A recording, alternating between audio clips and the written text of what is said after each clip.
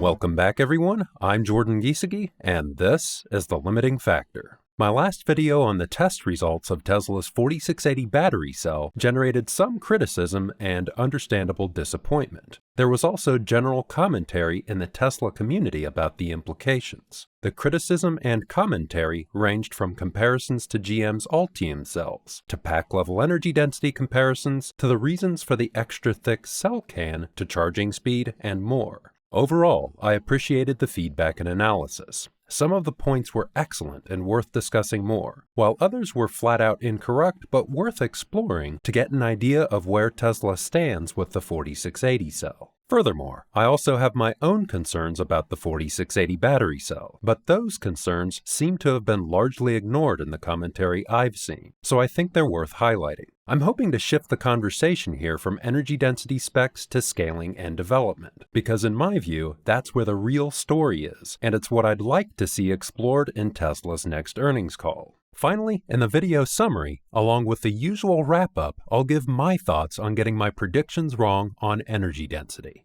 Before we begin, a special thanks to my Patreon supporters and YouTube members. This is the support that gives me the freedom to avoid chasing the algorithm and sponsors. As always, the links for support are in the description.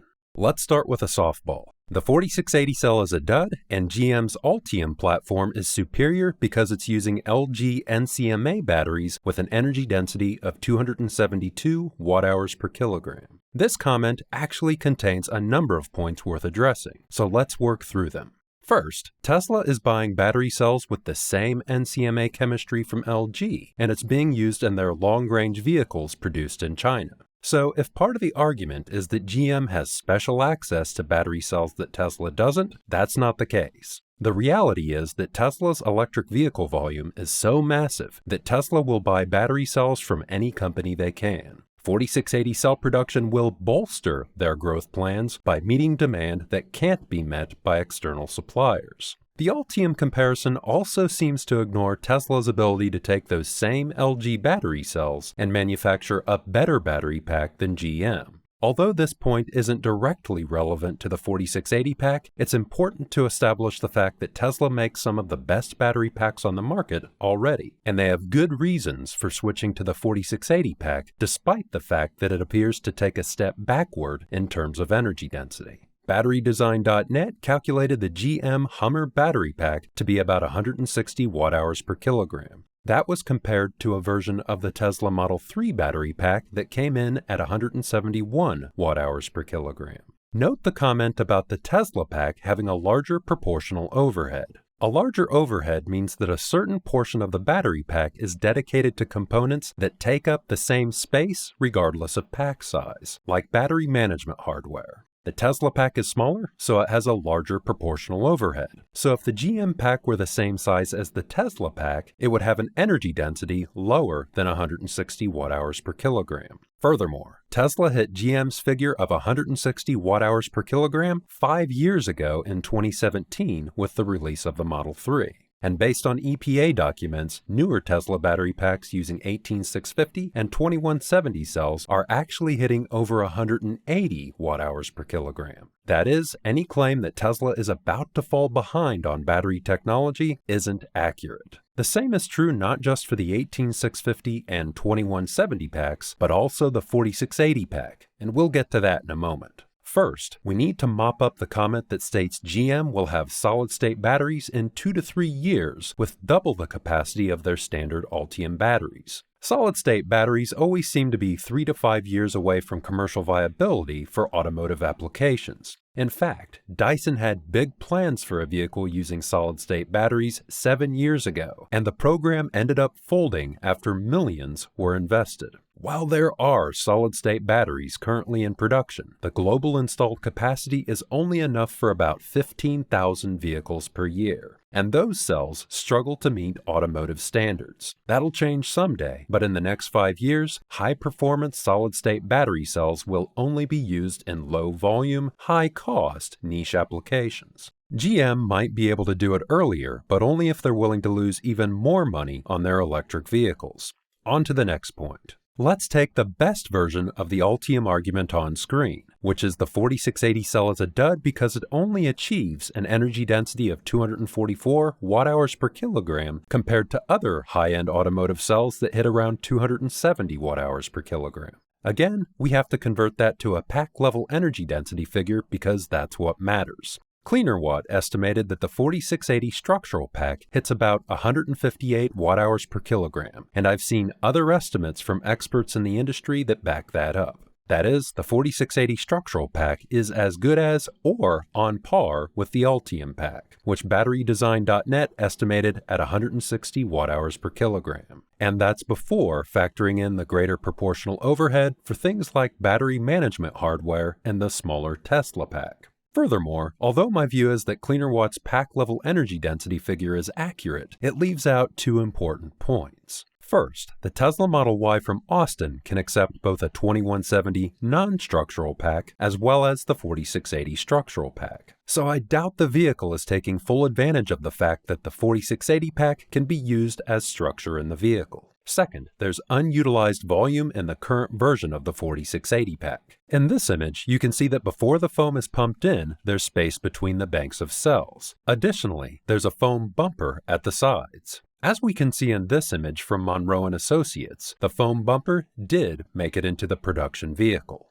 I suspect that the foam used on the sides was there for two reasons: crash protection for side impacts and also to adjust the internal volume depending on how many bandoliers of cells are used. If we take into account all this unutilized volume, there's easily room for 2 more bandoliers of cells, which could displace polyurethane foam and increase the energy of the pack. In the case of the Austin Model Y, 2 more bandoliers of cells would add roughly 12 kilowatt-hours of energy to the pack and increase the pack-level energy density by roughly 10 watt-hours per kilogram to 167 watt-hours per kilogram. My speculation is that Tesla didn't max out the cell portion of the internal volume of the pack for 2 reasons. First, to ration cells and maximize profit. That's because the manufacturing lines that are currently producing the 4680 cells in Fremont still haven't hit volume production, meaning the cells are scarce and expensive. Second, the first generation 4680 pack is over-engineered. That likely includes a generous margin of error for safety, which is the biggest concern for any new battery pack, especially a battery pack architecture that's never been tried.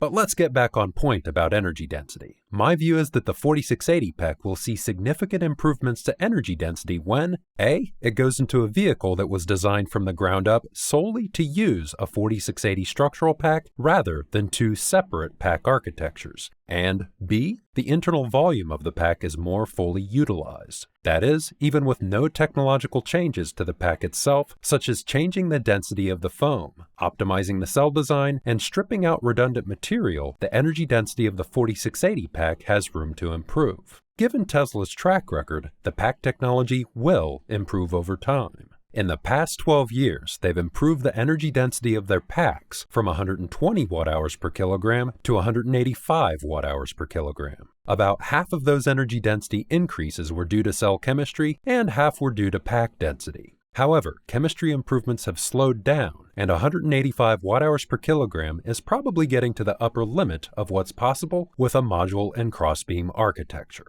The only way to escape that local maximum is to move to a radically different architecture. In the case of Tesla, that means using the cells as structure in both the pack and the vehicle. That opens the door to lighter weight vehicles and effective pack-level energy densities above 200 watt-hours per kilogram. It was a case of evolve or stagnate. But why does Tesla appear to have taken a step backward in energy density to 158 watt-hours per kilogram? And how was GM able to hit 160 watt-hours per kilogram in their first pack? There's a lot of knowledge and experience out there on how to build a module and crossbeam pack, whereas Tesla's cell-to-structure honeycomb-type design is uncharted territory. GM hit 160 watt-hours per kilogram on easy mode with a mature architecture that has limited upside. Tesla's hitting 160 watt-hours per kilogram on hard mode with a new architecture that has greater upside. That is, equivalent energy density does not mean equivalent technology. As a side note, we didn't even touch on the fact that Tesla not only has a lead in pack technology, they also have a lead in overall vehicle efficiency. So even if they use a pack with the same energy density as the GM Hummer or other vehicles on the market, they still have more efficient motors, inverters, software, and aerodynamics to provide greater range.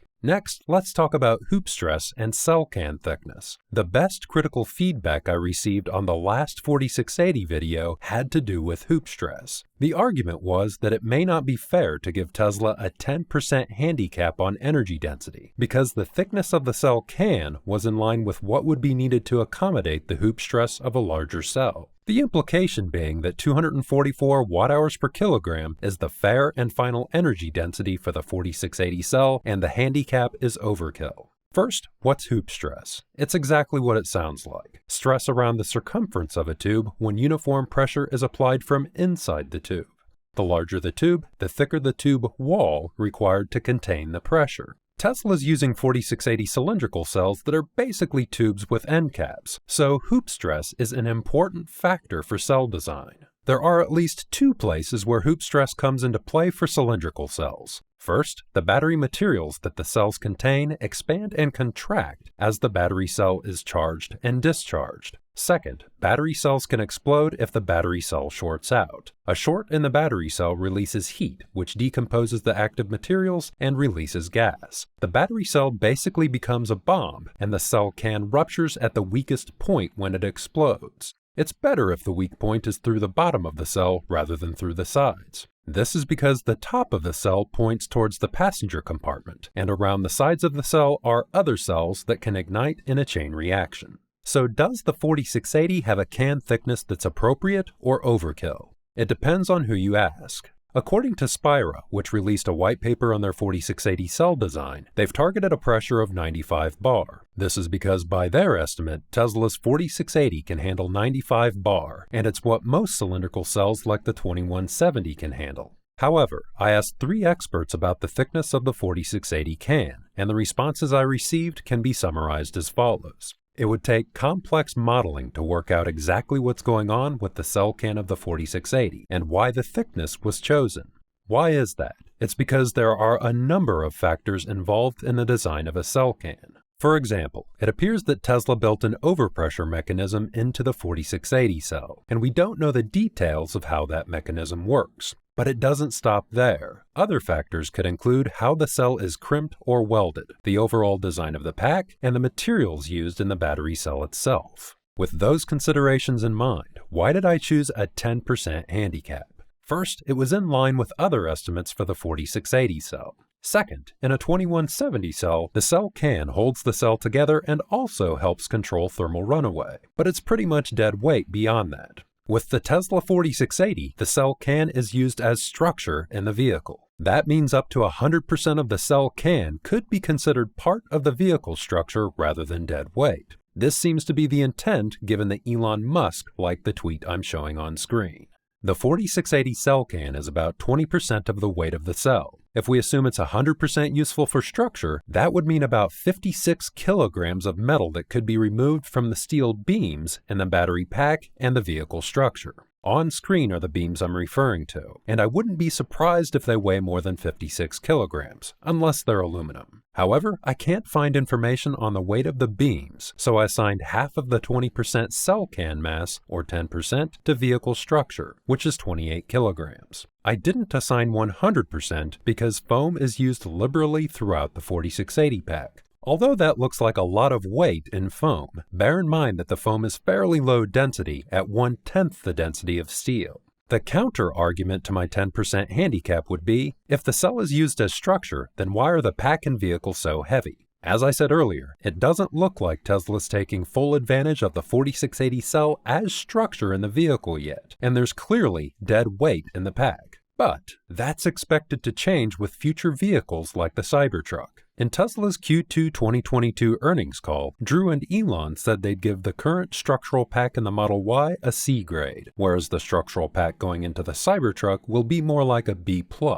That is, we should get a better idea of the potential of the structural pack next year. Overall, the key takeaway here is that it's a matter of debate whether the 10% handicap I gave to the 4680 is a fair estimate. There's an argument for no handicap, which I think doesn't acknowledge its structural role in the vehicle. And there's an argument for a 20% handicap, which doesn't acknowledge the fact that the thicker cell may have been necessary anyways to manage hoop stress. My approach was to split the difference. Next, let's cover charging speed. CleanerWatt gathered charge power data by scrubbing through YouTube videos to get a time series for the 4680 pack. As we can see here, it accepts less power than the 2170 pack. I can shed some light on this. We're missing a piece of information here to do a like-for-like comparison, the size of the pack. Larger packs can accept more power because they have a larger energy reservoir. This is why the standard range Model 3 pack can only accept 170 kilowatts instead of the 250 kilowatts of a long-range pack on a V3 supercharger. So, to normalize charging speed against uptake power and pack size, there's a simple solution. Plug two vehicles into the same charger and run a stopwatch. As we can see here, the 4680 pack charges from 0 to 80% at the same speed a 2170 pack does. Yes, the larger 2170 pack would put more miles of range on more quickly, but that's a general truism for larger packs of the same chemistry because they have a larger energy reservoir.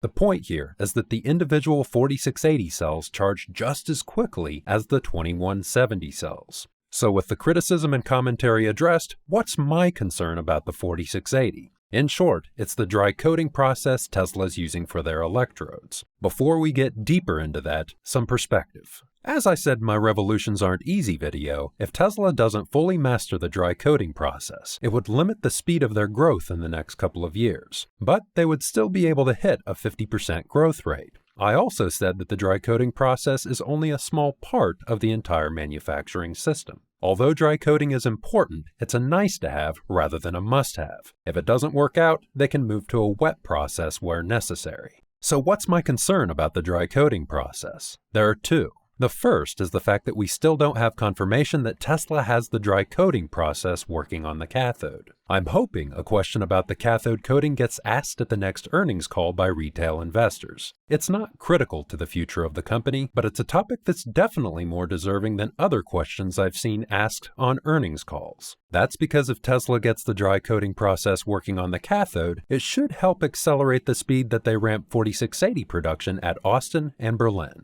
My second concern is that any change to a battery production line or chemistry causes grueling but solvable challenges. The dry coating process will increase the complexity of those challenges. For example, the high-nickel cathodes and silicon we see in the cells produced by companies like Panasonic took years to make work with a wet coating process, and it's still an ongoing process to improve them. That's despite wet coating being a relatively old technology that's well understood. The dry coating process adds another wrinkle because the technology is still new and there's a lot to learn, which means more problems to solve. So beyond the issues Tesla's already encountered with getting the dry process working, it's likely to continue to cause issues in the future when they begin to work towards high nickel cathodes and silicon in the anode. Those issues will be solvable, but my view is that due to the dry coating process, chemistry improvements will come slowly and methodically over the course of the next few years, rather than quickly and concurrently. While we're on the topic of coatings, one of the most impressive aspects of the 4680 teardown was something I spoke about in the Revolutions Aren't Easy video. Using a dry coating process on the anode typically causes such severe degradation that the cell loses about 20% of its capacity in the first few cycles. It appears Tesla solved the anode degradation problem in dry-coated anodes. This is because the cell modeling done by Matt Lacey aligns with the results UC San Diego provided.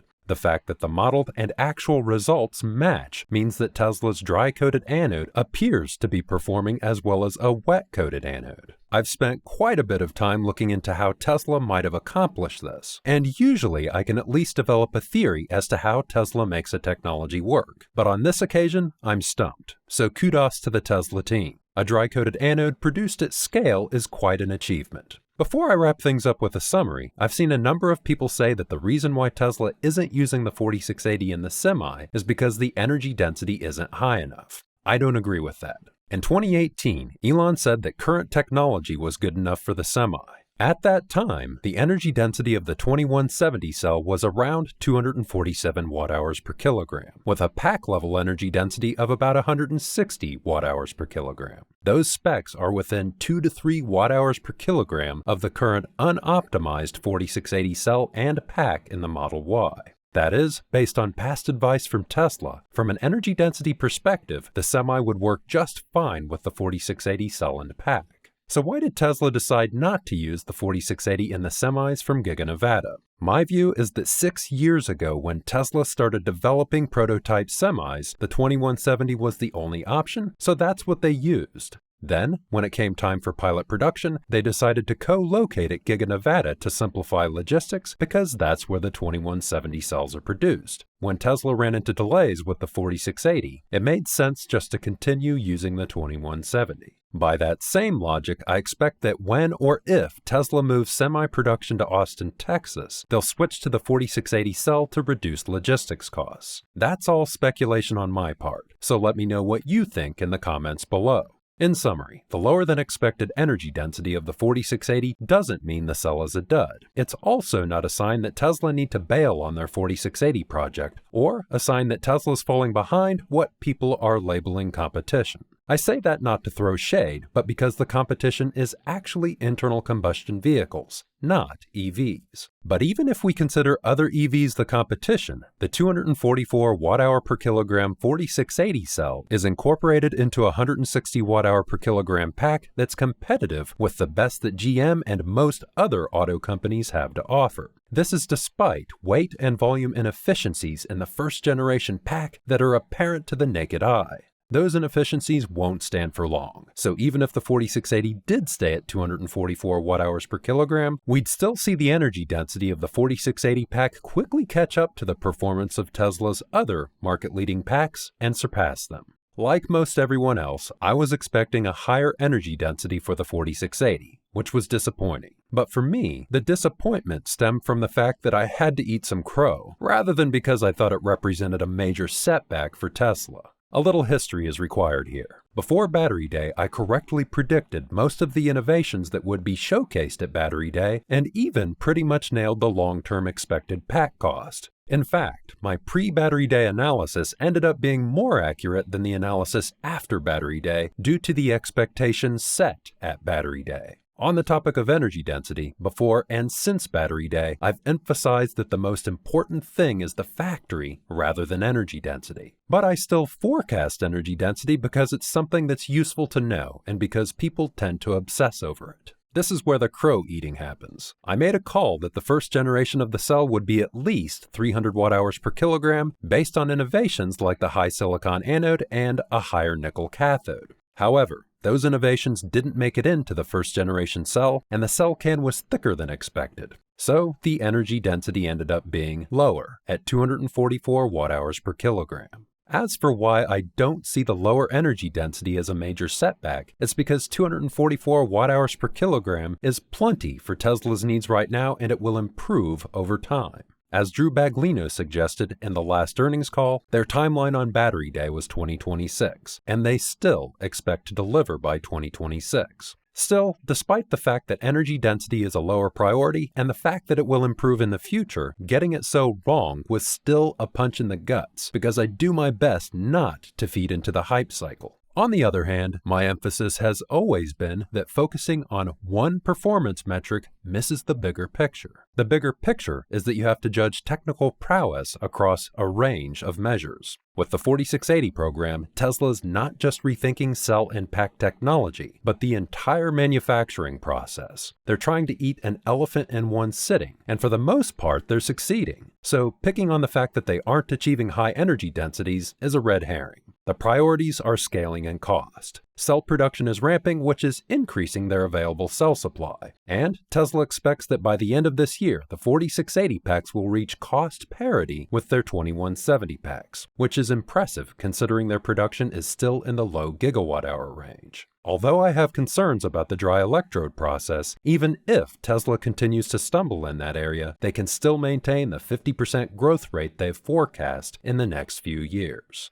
If you enjoyed this video, please consider supporting me on Patreon with the link at the end of the video, or as a YouTube member. You can find the details in the description.